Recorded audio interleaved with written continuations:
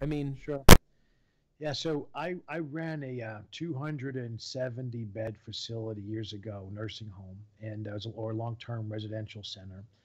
And I was in charge of nutrition for everyone there. And my first day there, the ambulance showed up 3 times. So basically, I was just basically just had my master's degree in nutrition, and I'm thinking I'm gonna heal the world yeah, with nutrition. I'm yeah, gonna like my weapon is like a giant asparagus stick, that I'm waving in the air, yes, and I'm expecting that I'm gonna go in and magic will happen.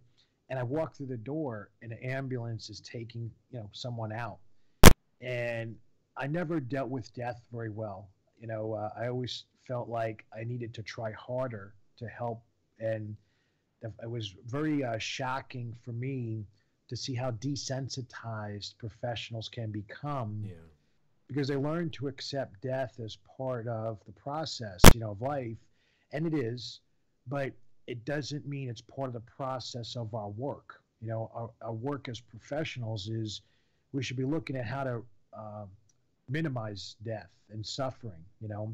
And so as I started taking on more responsibility in that nursing home, I found the food was terrible. I thought it was disgusting.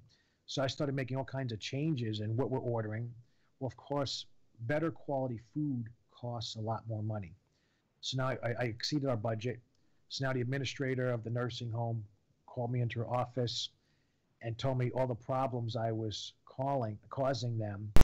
And I said, well, I can't serve food to someone that I would not eat myself. If I'm not going to eat it, it's because there's something wrong.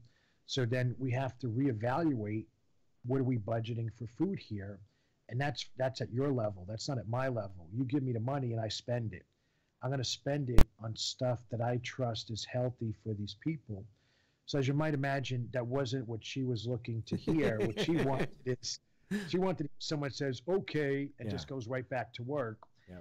And so it led to weekly meetings where they had more and more staff that were above me in the meetings trying to pressure me.